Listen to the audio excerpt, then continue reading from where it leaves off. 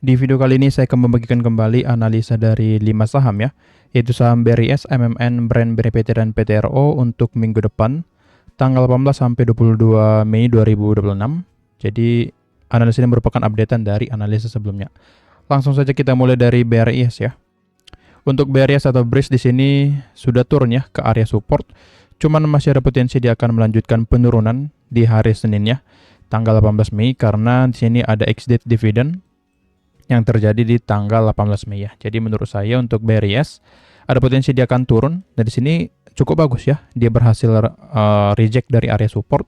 Tapi karena ex-date dividend ini potensi turunnya akan lebih besar dan akan terjadi dividend trap. Saya nggak tahu ya berapa dividend yieldnya, nanti kalian boleh cek. Dan potensi penurunannya sekitar dividend yield tersebut. Sebelumnya di sini dia turun di angka, di sini dia nggak turun ya, malah naik. 27 Mei, oke. Secara historis gak terlalu dalam ya penurunannya. Dan sepertinya juga tidak terlalu dalam. Nanti kalian cek juga dividend yieldnya ya. Tapi karena marketnya lagi gak enak, ya potensi turunnya juga akan lebih besar. Apalagi tren dari BRIS ini juga sedang dalam downtrend. Jadi ya tetap kita pantau pergerakan dari BRIS. Jadi potensi BRIS menurut saya dia akan turun ya. Tetap akan turun karena mengingat market yang tidak terlalu bagus. Jadi potensi turun ke area support 1765.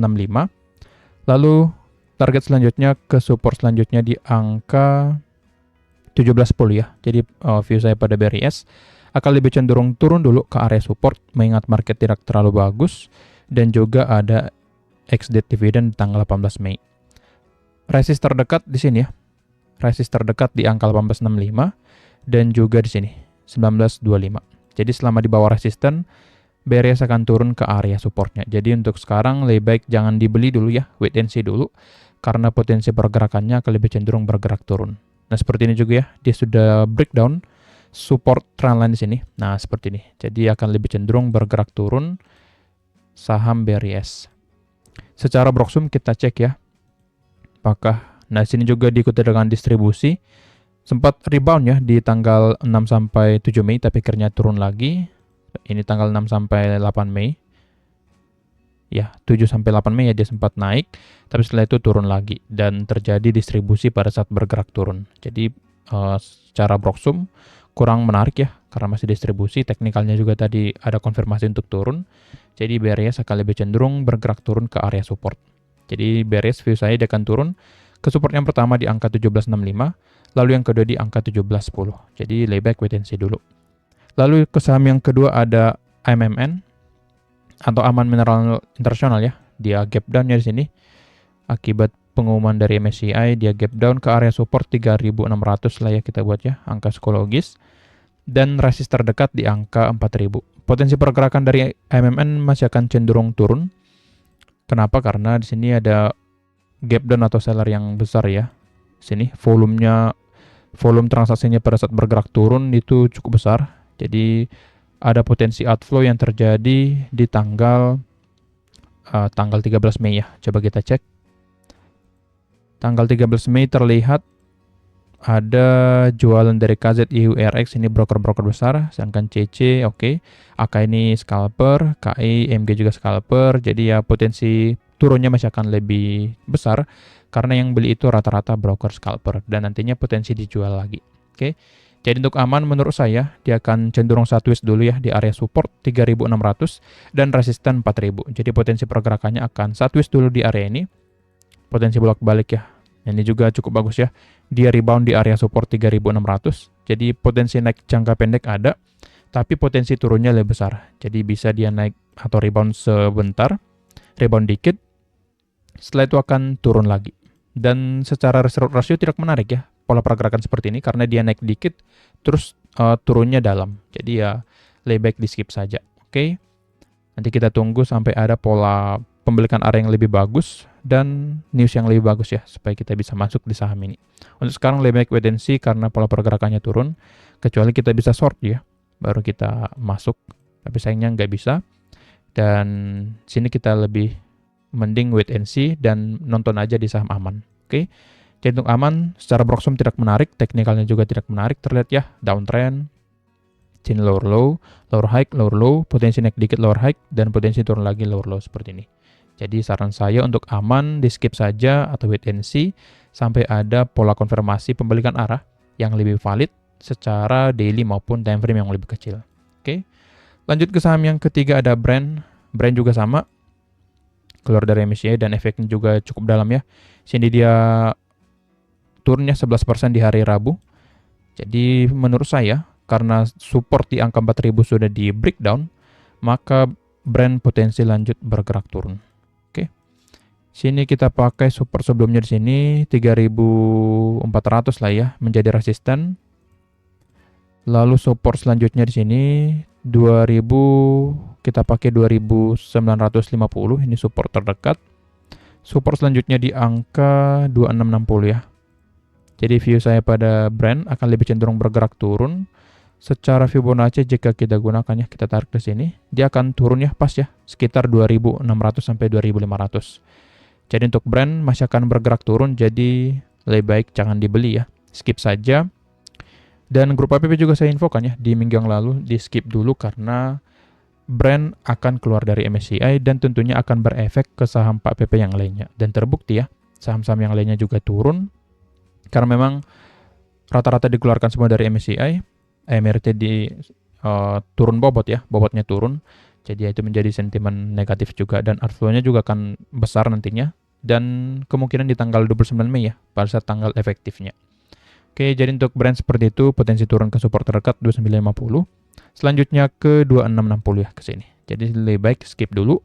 Potensi turunnya masih ada sekitar 6 sampai 16% ya. Jadi ini sangat gampang tercapai karena pergerakan turunnya rata-rata di angka 7 sampai 10% ya pergerakan turunnya. Jadi bisa saja dalam satu candle ini sudah tercapai. Jadi lebih baik skip dulu, tidak menarik secara risk reward rasionya. Oke. Apakah mungkin turun ke 1000 sampai 800 ya, menurut saya mungkin saja. Mungkin aja lagi ya, market lagi gak bagus dan outflow-nya juga gede ya. Jadi lebih baik kita stay cash dan skip dulu saham-saham seperti ini. Oke, Broksum di tanggal 13 sebenarnya tidak sejelek yang saya perkirakan ya. Mesin ini masih tergolong small distribusi saja.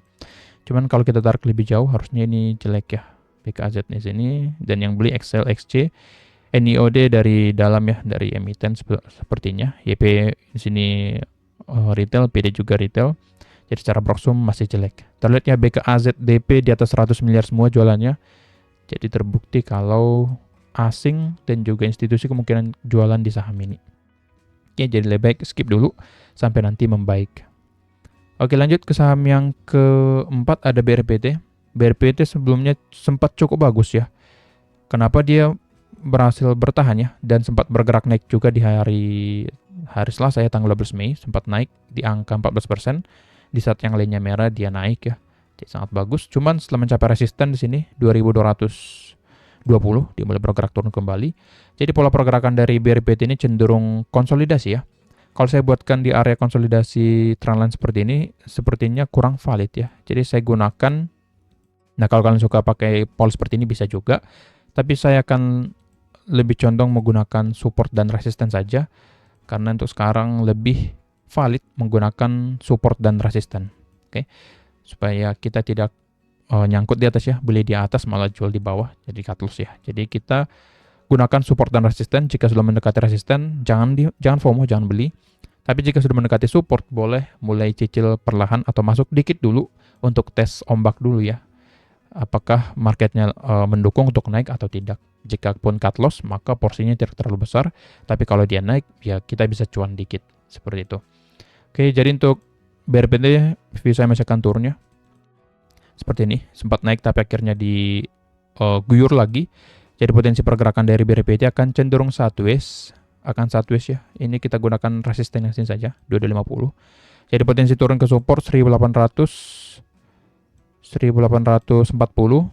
Setelah mencapai support ini potensi naik kembali ke resisten 2250. Jadi potensi pergerakan dari BRPT akan lebih cenderung sideways di sini.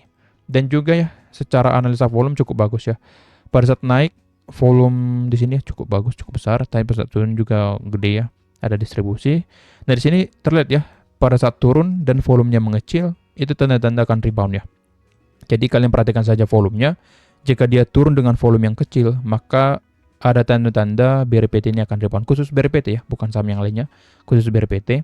Dan terbukti di sini juga volumenya mengecil dan akhirnya di tanggal 5 Mei ya dia naik arah. Sini juga volumenya mulai mengecil dari biasanya dan tanggal 12 hari Selasa dia naik. Dan di sini volumenya belum mengecil ya, belum di bawah garis birunya. Jadi kita tunggu volumenya turun di bawah garis biru, baru kita boleh masuk di BRPT dengan porsi yang sedikit. Jadi gunakan porsi yang kecil dulu di market yang seperti ini. Oke, jadi boleh gunakan nanti indikator volume, baik itu di Stockbit, TradingView, ataupun di sekuritas teman-teman masing-masing. Oke, jadi untuk BRPT seperti itu. Potensi turunnya masih ada, jadi VISA akan turun dulu ke support. Selama capai support, potensi naik ke resisten. Asalkan dengan volume penurunan yang semakin kecil atau di bawah MA. Secara Broxum, kita cek ya. Oke, di sini distribusinya tidak terlalu oke lah ya, scalper lah ini, AKMGBK ini scalper. Kemungkinan mereka akum tanggal 12. Nah, bener ya, MGAK akum tanggal 12. Terus mereka jualan di tanggal 13. Mereka masih punya barang, terutama MG-nya, sebanyak hampir 300 lot lah ya. Dengan average 2143. Coba kita tarik dari 1 minggu terakhir. Oke, di sini dia oke lah, cenderung scalper memang. BKAK juga scalper, mereka jualan. Dan yang nyangkut itu XL, XC, YP, CC ini retail semua ya. Jadi gunakan scalpingan dulu ya, karena broker-broker ini juga rata-rata scalper ya. Ngapain kita swing ya? Kita ikutin aja mereka scalping, kita juga scalping. Kalau mereka hold lebih lama ya kita hold lebih lama. Jadi kita ikutin saja broker-broker yang sedang akumulasi. Oke. Jadi untuk BRPT seperti itu potensi turunnya akan lebih cenderung ya, akan lebih dominan ke area support. Setelah mencapai support, potensi dia akan rebound ke resisten. Untuk trading plan belum ada ya, karena cukup berisiko jika saya bagikan trading plan di saat-saat seperti ini. Oke, lanjut ke saham yang kelima atau yang terakhir ada PTRO. PTRO juga di sini sempat rebound di hari Selasa. Cukup bagus, tapi akhirnya setelah mencapai resisten 5.400 dia turun ya. Ini pentingnya menggunakan support dan resisten. Karena terbukti ya, setelah mencapai resisten dia turun, dan setelah mencapai support dia bergerak naik. Jadi pantau saja support dan resisten yang sudah ada pada chart. Supportnya 4790 sini ya, yang warna kuning atau orange. Lalu resisten di 5400 yang berwarna hitam di sini ya. Jadi potensi pergerakan dari PTRO akan turun dulu ke support. Setelah mencapai support, potensi bergerak naik kembali ke resisten. Tapi jika support 4790 di breakdown atau dijebol, PTRO akan turun ke support selanjutnya di angka 4250. Jadi kalian harus pantau support di angka 4790. Pantau pergerakannya di time frame yang lebih kecil ya, seperti ini. Jika dia mulai satu seperti ini ya, mulai ada rejection, maka siap-siap untuk melakukan pembelian. Tapi jika ditembus ya dengan satu candle besar, maka di skip saja karena potensi turunnya akan lebih besar. Jadi kalian harus effort juga pantau pergerakannya di area support 4790. Nah, sini saya membagikan view-nya saja dan juga area-area yang perlu kalian perhatikan. Oke. Secara Broxum kita cek ya. Broxum juga di sini oke, tanggal 13 coba kita cek ya. Tanggal 13 oke, rata-rata broker scalper juga yang jualan dan yang beli itu XL, PD, AZ. Ini retail ya. 1 minggu terakhir HP, YU ada yang beli, oke. Cukup bagus ya. Kalau PTRO ini secara 1 minggu terakhir karena CCLG juga cukup besar. HBPKAI oke. Secara Broxum cukup gak terlalu jelek ya, tapi gak bisa dibilang juga bagus karena masih masuk kategori distribusi. Cuman jika IHSG hijau, potensi PTRO untuk rebound akan lebih besar dari saham yang lainnya. Kenapa? Karena secara Broxum ada yang nahanin di bawah. Oke. Jadi untuk PTRO menarik, pantau saja IHSG kalau dia hijau dikit, fokus ke PTRO ataupun BRPT karena potensi saham ini akan naiknya lebih kencang dari saham yang lainnya dan kalian bisa manfaatkan untuk scalpingan di saham ini. Cuman untuk sekarang kalian pantau dulu support 4790. Jika ternyata support ini kuat, kalian bisa melakukan pembelian, tapi kalau tidak dan dijebol ya skip aja karena potensi turun lagi ke support 4250. Oke. Jadi kalian perlu memperhatikan area-area tersebut di saham-saham yang sudah saya berikan tadi. Kira-kira seperti itu analisanya, semoga membantu. Jangan lupa join ya ke Antek Saham Channel di Telegram, linknya sudah ada di deskripsi. Sekian dari saya, terima kasih.